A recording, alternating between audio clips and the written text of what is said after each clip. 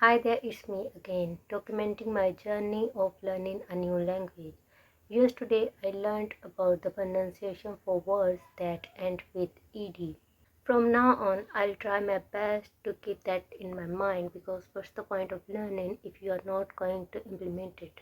If you just store rules and information in your head and never practice them, they won't help you at all. There is no need to learn all rules simultaneously, just learn one rule, practice it until you are confident, and then proceed to the next one. The reason I say this is that although I am familiar with certain rules, I tend to forget them while speaking. Therefore, merely knowing the rules is of no use if one is not making progress. I finally managed to use that word. Technically, it's AI who gave me this word in the polished version of my sentence.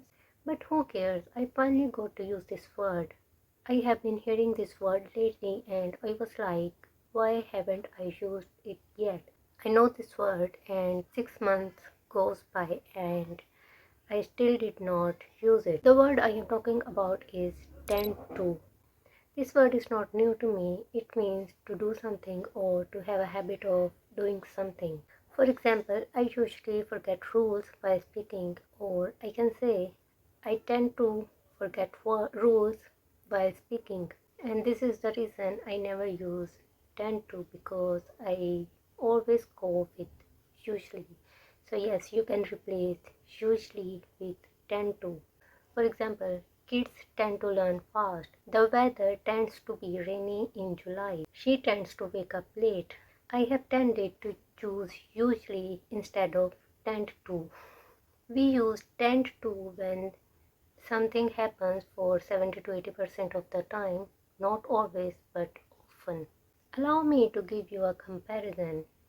Don't laugh at me. Come on, you know that I am learning. Where we use always for 100%, tend to for 70 to 80%, and sometimes for 30 to 40%.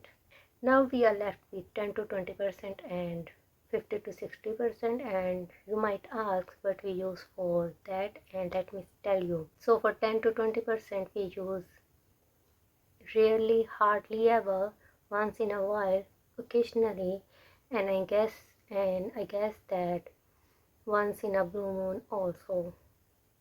For this situation, I could be wrong. So for 50 to 60% we can use sometimes half of the time, every so often. Now I have covered everything from 10 to 100%. Things I do when I have nothing on my mind to practice. And that's learning too. Remember in my previous video I said that we mostly use present indefinite and continuous. Well, I double checked and I was right. Present simple and continuous are king and queen of day-to-day English. About 70 to 80% of what we say is in these two tenses, and I'll cover rest of percentage tomorrow or maybe some other day because when I was writing the power went out again. So that was my pronunciation practice. Now let's see what I have for my on the spot practice. Honestly speaking, there is nothing on my mind right now. There is nothing in my mind right now. So I don't know if there is any on the spot practice or not. While doing my writing practice today, I again make the same mistake of using the past perfect continuous tense wrong. When I was writing, I am not like first I write the sentence in my native language and then translate it. No, I just whatever is coming in my mind, whatever is in my mind, I am just writing it without looking for sentence in my, like I am not writing like first in my native language and then translate it, because if I do that then I might not have that mistakes of the mistake where I always make the mistake of using present perfect and perfect continuous tenses. I always get them wrong. So if I write in my native language first and then translate, there might there might be chances that I won't make that mistake. But I am not translating while I am writing. I just write straight, write. You know what I'm saying? How can you know when I myself don't know what I am saying right now? It is difficult to explain things if language you don't know the language. Half of my sentences are like like. How stupid I sound in English.